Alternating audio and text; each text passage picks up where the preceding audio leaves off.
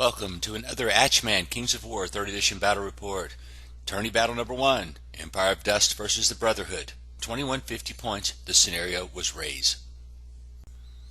The Legend of Sir Sean the Delicate. Sir Sean was so skilled with his lance that he could delicately pluck a peach from a tree at full gallop. His skills in combat were legendary. His ability to wow women created amazing stories of his prowess. His honor has never been questioned. From The Legend of Sir Sean by Sir Sean. So my friend Craig and I have a lot of armies, and so what we're doing this time is, instead of having the one-on-one tournament kind of format for our campaign, we just decided to do an actual tournament with just 2 players, but with 8 different armies. Well, not 8, yeah, there are 8 different armies in the tournament. So what we decided to do is I just came up with some rules that might be fun for the event, and here's what we tried. Each player has 4 armies they can use throughout the event. Each army must be used 2 times each. Any army that won must be used in the following game. That way the other player has a chance, which they can do to get their revenge. You know, if you know what they were, then you can come out with one of your other armies that basically fits better to try to keep the events close. Any winning army may modify their list by up to 15% before the next game. Since they don't know what their next opponent is, it really doesn't matter what they modify it to. Score will be the blackjack system, and that's going to just add up the scores of all the games till the end. At the end of 8 games, the scores will be totaled. If the total points are within 10% of each other, it's a draw. A different scenario must be used in each game. Once the scenario is rolled, it is marked off the list of available scenarios to be used later. In the first game of the event, it's player's choice of which army to field. If the game is a draw, each player can pick whatever army they want in the following game. So back in the day, I used to simulate Bretonnians for practice by using a bunch of Battle Masters nights that I had. So when this tournament came about, I decided, well, why not let's roll some of these guys out, just old models that I don't use anymore, just for the fun of it. And then I selected the Brotherhood list. I should have selected the other Brotherhood list, because I think my play style is better than this one is with that, but that's neither here nor there. So I grabbed a horde of men-at-arms. Those are my old Empire Altdorf infantry when they give them the vet upgrade. A horde of spearmen that I got from somebody that are painted like some sort of cream color with an ink wash over them. They look pretty good on the table from a distance. I used all the Battle Masters knights to make a horde of Paladin knights. I gave them the Brew of Strength. I had 5 Grail knights, and so I didn't really have enough to do a full unit. You know, yeah, I did, but as far as this game. But what I did was I put the 5 Grail knights in the front, and then my five squires behind them. So kind of looked neat. I had 2 regiments of Paladin Foot Guard. I just used my old Empire Greatswords, the original ones, back from I don't know what edition. They're huge. 2 War Wizards, one with the Lightning Bolt and Bane Chant, the other one with Lightning Bolt and the Boomstick. 3 Heavy Arbalists, an Icon Bearer with loot, the Exemplar Hunter with Slashing the Gauntlet, and he was mounted. And then lastly, an Exemplar Paladin that had lead from the front, and I think he had some other magic item, but it's a decent army. The problem is it really only has 6 units in it. It has a lot of support, but the 6 units in that is going to prove a problem for this game. I mean, as long as I'm deleting units with it, I'm fine. But I saw it when I built it and said, this is probably too few. But after I kind of got it all done and the models put together, I was like, well, what the heck? I can always recover next game. Alright, so we played on a table that essentially had no terrain. We had 2 hills.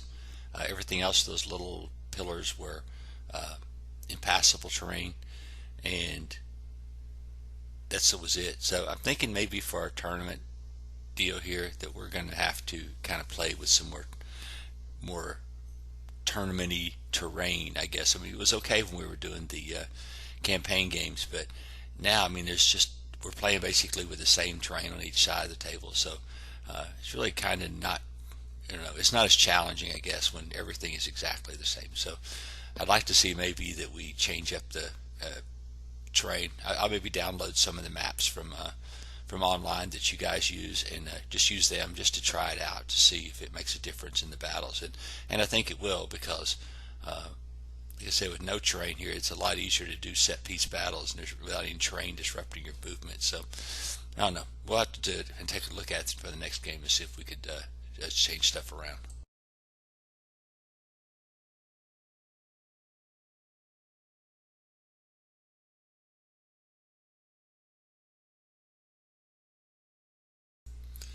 Okay, for deployment, Craig did give me a hill in my deployment zone, so I promptly dropped 2 ballistas on top of it, which is a good thing. In front of them was deployed the War Wizard with the boomstick and my Spearman. In between those two was another with a unit of the Paladin Foot Guard, and I believe my ASB was behind them. ASB had the loot, and he did not need to be near the measured force guys, so that was cool. Then the next is the men-at-arms in the middle, and flanked by another unit of Paladin Foot. Over on the far end is the horde of knights, and then the regiment of Order of the Abyss. I did have the other bolt thrower, so I could just shoot up at, I'm sorry, ballista, so I could just shoot up to the mountain and shoot at his twin screaming skull catapults, is what I used to call them in the old day. My other wizard was over there with the knights because he had Bane Chant, and I thought maybe he would end up with some grinding battles. And you can't see him, but the brave Sir Sean is actually between the Sir Sean the Delicate is in between the unit of Foot Guard and the unit of Spearmen, and his job is to go out there and kill that soul snare early in the game as possible. So, and then cause mayhem as his wont. Now, Craig put a bunch of scavengers, a horde out here on the right to go after my artillery, and I should have put something over there. But the War Wizard was there. I thought, well, over if the turns, it'll shoot and kill him.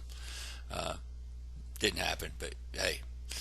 Then he had his mummies and his soul snare protecting his right flank, and then I think it was just a unit of archers. Then Shobik, another unit of skeletons, a unit of skeletons with spears, and then lastly a unit of a horde of revenants. On top of the hill, he had 2 catapults to wreak havoc upon my army. One of his priests was behind the mummies, and the other priest was over behind the revenants, I believe. Can't really tell from here, but they were generally in that area because that's how they affected the battle. So I was strong nowhere because I had so few units, and my strategy was just to go up and just try to keep him from getting these tokens over here, since I had 2 pretty strong units of cavalry, and I thought maybe I could pinch in with the men-at-arms in the middle to not only get the middle, but to keep him from getting his other token. So that was the thought. Over here on the left, I really wish I had taken just something fast, just to go snag those objectives early in the game and make him defend them. I do eventually get them, but I wish I could have got them faster. I guess that's what I'm trying to say. So anyway, there it is. All right, you can hear this is the right side of the battlefield. Now you can clearly see his revenants are there on the right, and then his phalanx unit is sitting there, and then a bone giant is flanking down to protect him. Now, really no reason in the world I can't just blow right through that flank, but you know, games happen, and so I really thought that that was in a good position just from deployment over here, because I have 2 really strong units of knights that could do some hurt, and for some reason in my mind I fixated on those stupid rock lobbers as far as something I needed to kill, when the danger from my units with so much iron resolve and stuff was not really that high. I mean, if I would have just done nothing about them yet, man, they would have got lucky. It could have been a big deal. But anyway, I didn't think I was in too bad a shape on this deployment. I do regret, like I said, on the left-hand side, not having something fast over there. I mean, I don't know. Even if I had just moved one of the foot guard units, not the foot guard, but the paladin on foot over there to the left on that side, just to go after those objectives a little sooner than I wanted to. So I got the first Sherman rolled forward. The spearman kind of moved up. The battle wizard moved over to start shooting at the scavengers.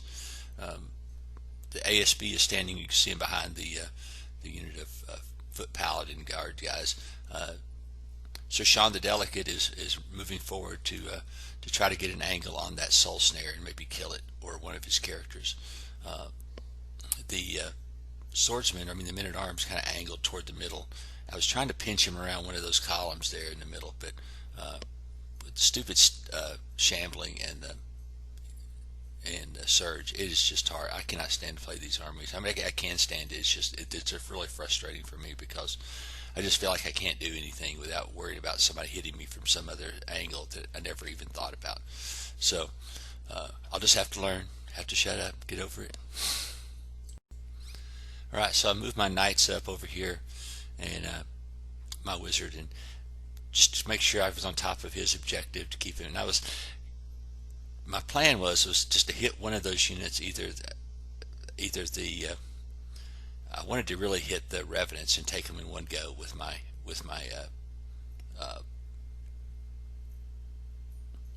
paladin knights, or take a double charge into the unit of spearmen, where I know it'd be hard to get them in one go, but with the abyssal guys and the horde, I think I would just overwhelm them with attacks and just punch right through the center there. The other alternative plan was to, if he stuck his bone giant out there, was to kill it with the abyssal hunt guys, because they are really good at taking down giants and titan type creatures. So I didn't know I was playing against this army, so I didn't take them because of that. I just took them because I thought they were cool, and I had those cool Grail Knight models, and so that's what they're in the game for me here. But that's it. It was pretty much an interesting first turn. I did take some wounds off of this left catapult over here with my ballistas. I started picking away at him fairly early, but just I didn't get the kill on it that I wanted, even though I think I did 7 wounds to it, and it was unfortunate. Just really, my dice this game are just abhorrent. I have to just say it.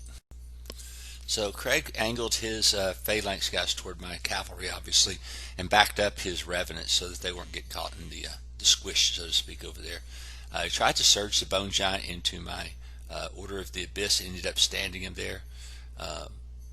Down here, he moved his mummies up to confront Sir Sean the Delicate, and maybe do some shenanigans with him. And I think he came up short on the thing.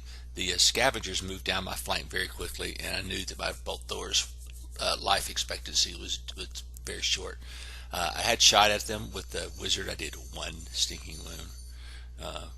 7 die lightning bolt, 1 wound on a toughness 3 unit. I mean, I thought I could at least do 2, but like I said, dice the whole game were not bueno. I really thought over there when that giant stuck up by himself, I really thought the game was over at that point. And honestly, I think I could have should have had the next turn is just charge the spearmen, because I was probably going to do around 10 wounds to him. Even if the revenants hit me in the flanks, I'm going to eliminate one of those units very quickly. And just a miscalculation on my point. I really wasn't thinking of the math at the time, and that just bit me in the butt. So yeah, you can see the bone giant is stranded in front of my Order of the Abyssal Hunt, and he'd already taken a couple of wounds from one of my bolt throwers, who did a really good job this whole game as far as shooting stuff. I think maybe it was a new model blessing as opposed to the usual new model curse. And so right here, I looked like I was in pretty good shape, because I thought with the giant hanging out there, I could at least pick him off. And then now evening up the odds down there. Of course, Shobik is stomping around the middle of the battlefield, which is never a good thing. Just one of those models that there's no reason not ever. I mean, you should take him every game if you're a Empire of Dust player. The guy's just crazy good. I mean, it's. I don't know if they're going to do anything to him in the next version, but he is just very good. So I had a plan here. I know that sounds weird, because I usually don't plan. Actually, I do. My plan here was to go ahead and take the bone giant out, and then back up and use that pillar to the left of me to kind of protect my flank from Shobik headed over that way. I got him up to, I want to say it was 16 wounds, and you can see the dice roll I got. Snake Eyes. I mean, I hate that rule. I hate that rule. I hate that rule 1,000,000 times, because one dice roll could lose me this whole game. And that was ridiculous, because I mean, if I would have got him dead, even if I didn't, if I would have gotten him dead, I could have then backed up a die 3, had there, and then had all my knights pretty much back online again. And then could have just picked and choose which unit I wanted to kill on the next turn. So yeah, this was a tragedy of epic proportions. And after that, my mood the rest of the game was just total crap, because like I said, one dice roll in this system and you could lose a game just like that, and you'll see what happens. So here the men-at-arms and the foot paladin knights are moving forward to confront Shobik, I knew I couldn't hurt him. I just hoped I could occupy him long enough so he couldn't do stuff to me. So I moved up and I thought, well, I can get in an angle there to charge whatever. Even if that giant stays, I could charge him in the flank on the next turn, theoretically. It's the best I could do at the time. So, like I said, I really wasn't confronted by that much strength. It's just the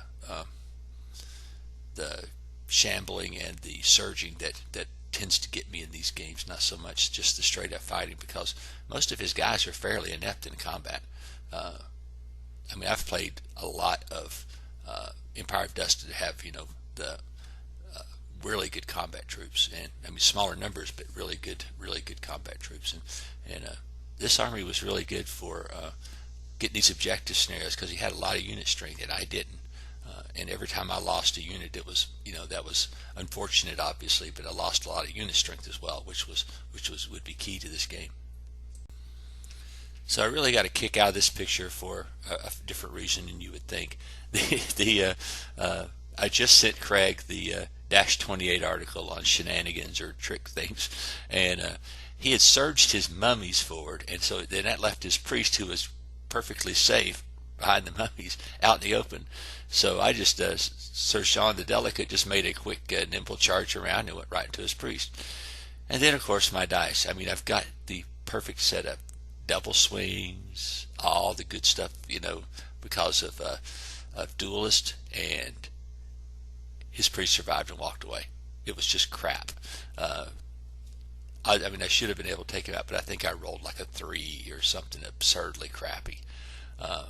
So anyway, yet another bad dice roll. Up here you can see his scavengers taking out my first ballista up on the hill, and that wasn't going to do anything about it. But as you notice, on the other side of the hill, I had taken out his one of his big catapults as well, so it's gone. He has a couple wounds left on the other one. So I mean, the ballistas are doing their job, at least to knock stuff down. I just knew better than to keep shooting him at Shobik or something like that because of his iron resolve. He'll just get all of his stuff back so quick. So that's what happened. So yeah, his scavengers went ahead and killed that rock lobber, and more important, that ballista, I'm sorry, and more importantly, it life leached 2 of its wounds back off, which is again unfortunate, but can't do nothing about it.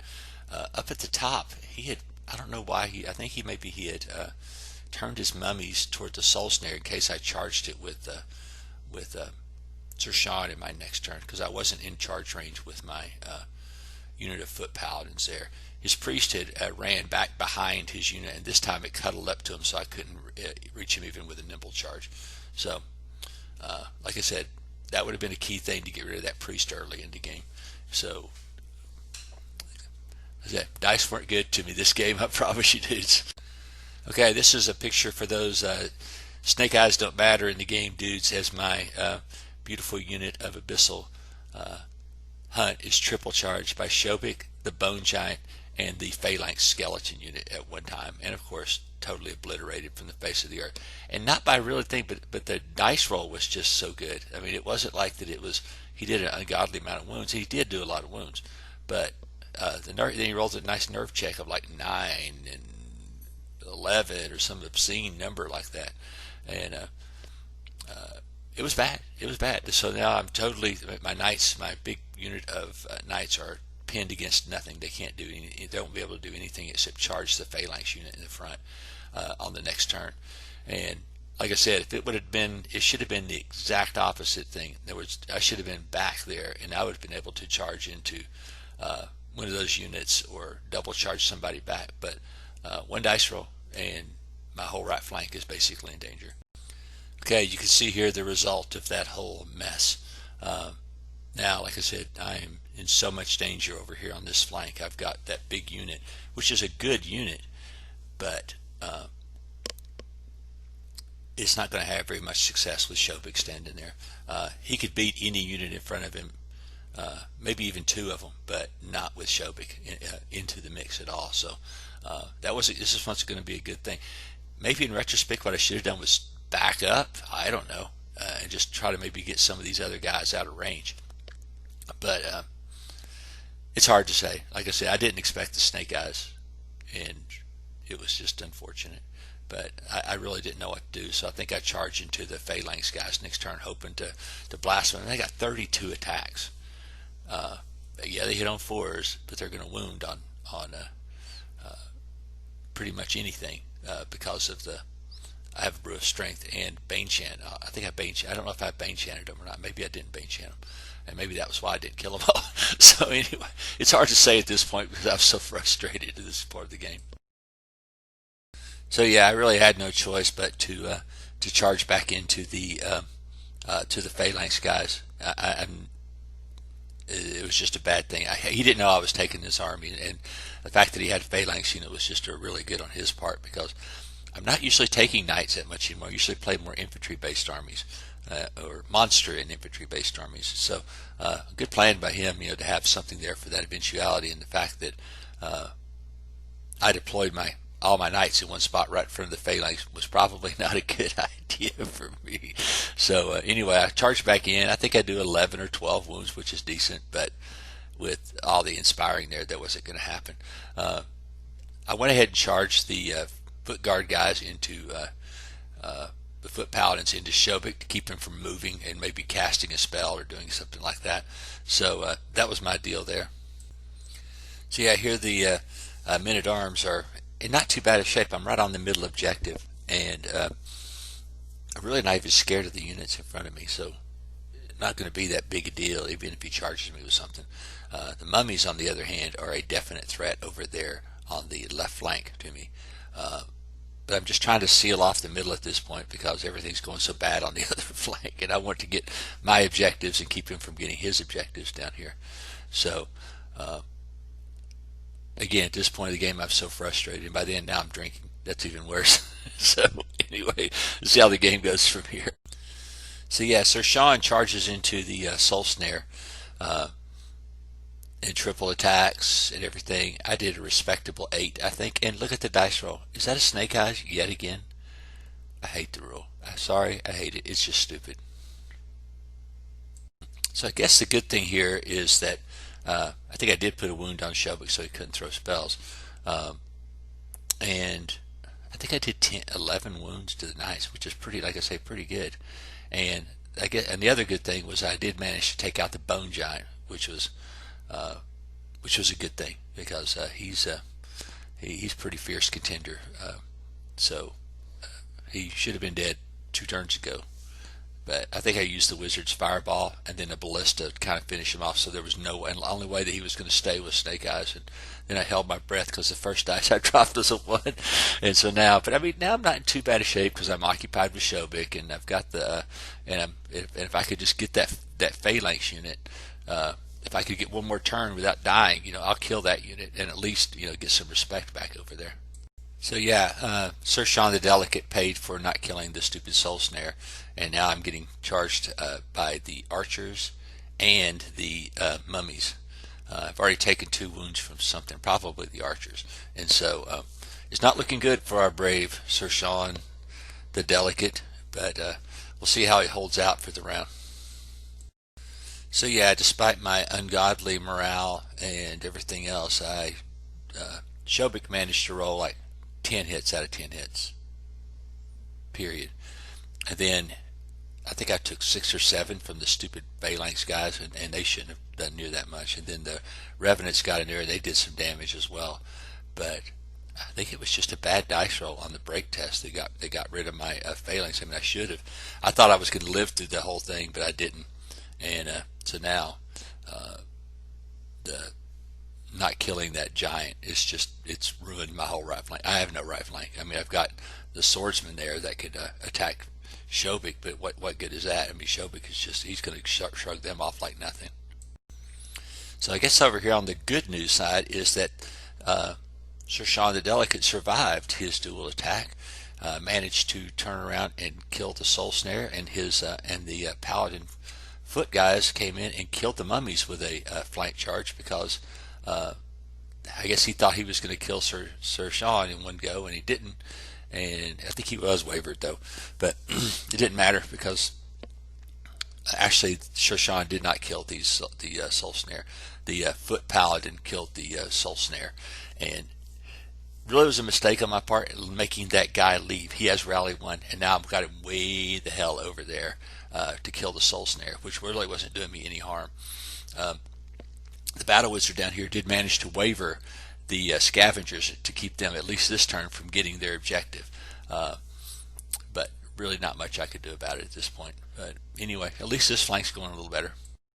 So yeah, toward the end of the game, the foot guys, Sir Sean and the Foot Paladin, went ahead and charged and killed that unit of skeleton archers, and there was no reason to even worry about them. I don't even know what I was thinking, because what I did was I ended up pulling my Foot Paladin away from my men-at-arms where I needed him to be. And like I said, I was just so frustrated at this point, I don't even really think I remember what I was doing. But I did kill that unit, which made me happy, just because I like killing stuff some game. So do you remember that wizard, that high priest that Sir Sean didn't kill early in the game? Well, it comes over with the other high priest and charges that like a foot back with those units of revenants. And then Shobik and the revenants charge into my men-at-arms. And where's my Foot Paladin that's supposed to be with them to give their bolster there? I ran him off the other side of the table. So this is totally my fault here. I did have the veteran thing on him, so my morale was 24. And he had a fresh unit, rolled all those wounds, and then rolled exactly 24. Like I said, the dice were not my friend.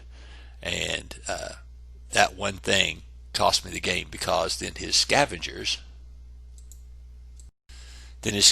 took the last token that he needed for the scenario. Now, if I had a turn 6, I think I would have been fine. I mean, a turn 7, I apologize. But the way the dice went, I didn't roll it, and that was the game, and I lost by one objective point.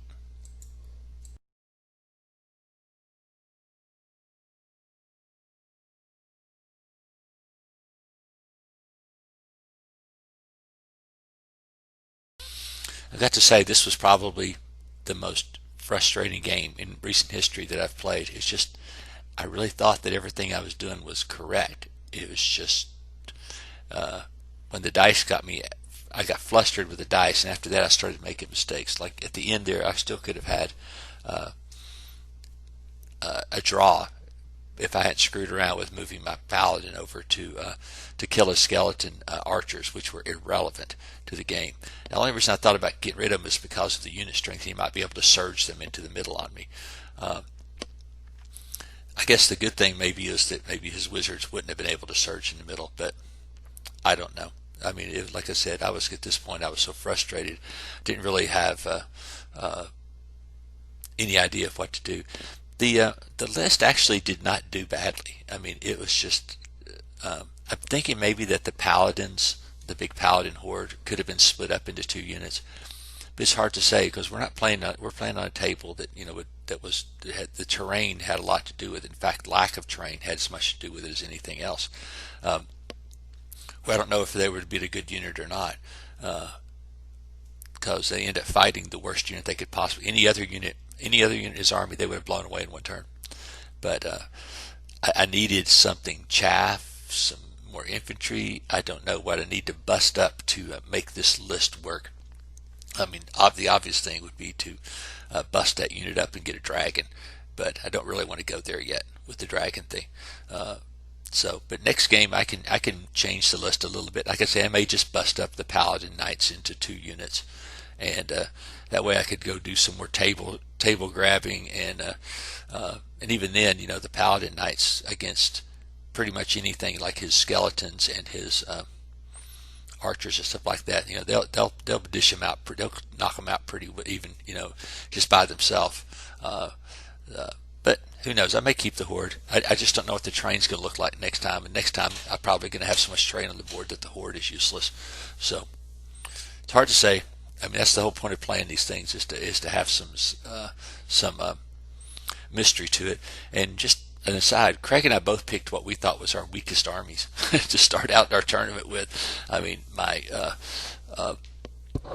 I really think my undead army is going to be strong, just because undead as a general rule are strong, and so I don't have to project that they'll be strong. I just think that they will because of just their morale being unbreakable and stuff. And then I also have a Varangur army that's inspired by my friend Chaos Dave, and lots of speed in it, lots of cavalry, lots of just nasty crap that I think would do well against Craig's army in this case. And then my last force is going to be one I've never played again, which is Forces of Nature, and I have an advantage here because I have an old Wood Elf army, and I have all those elementals that my friend Sean painted up, and so I could put an army on the table that's just to totally be able to kick ass, no matter what. But we'll have to see. I mean, it's kind of interesting. Losing one game in this tournament is not going to be any big deal, as long as I don't lose 2 or 3 in a row. But I have an option here. I can go to a different army next game, or I can play the same one and just get it off the table, because since he said he was playing his weakest army first, I might want to go ahead and play this army again against him as a strategy, or do I want to take one of my really stronger what our opinion is my stronger army, and try to just blow this one away next game? I don't know. I mean, I'm probably going to lose sleep over thinking about it, to be honest, and just try to shake off the horrible memory of this game and then go on to something else. But I think any of the other armies I have would be really good against this army here. But I hate to blow a really good army against one that I think I can beat. Even maybe playing with this army again, maybe in another game, a couple dice rolls go a different way, I'd have been fine. But it's kind of interesting to play this way because, I mean, I'm playing 4 armies. I mean, Craig has the advantage. He's played 4 armies that he has played before. I'm playing 4 armies I've never played before. So that is an advantage to him. And but I think it's going to be cool. I mean, I just think the idea of doing this is going to be good. And I think maybe next time I'll do the surprise on him. I'll do the terrain for the game next time. And then that way, because he's usually been setting it up, and so I might throw him a curveball next game and say, hey, man, it's my turn to set up terrain. We'll see how that goes.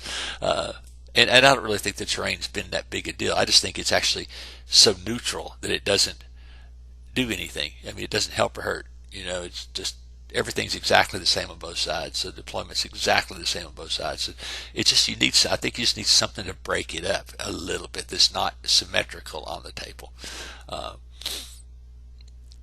It's just an opinion. I mean, usually the terrain in most Kings of War games is too much for me personally, but in this case, there's a lot of terrain. It's just not very. It doesn't, it's not doing any hindering. It's not doing any anything like that. Any blocking lines of sight to speak of. So it's really, yeah, there's terrain, but it's not really doing anything, and the impassable pieces aren't big enough to really shelter you from stuff. So like I said, we'll try. Maybe I'll set up the terrain next game, maybe download some of those epic dwarf maps and just roll a dice and see which one we play on. That would be a cool way of doing it. So anyway, until next time, we'll see what round 2 of the tournament is. Right now I'm down in points and haven't really calculated the points yet, but I'm sure I'll get it up, and when I send the battle report up, I'll have the points listed for it.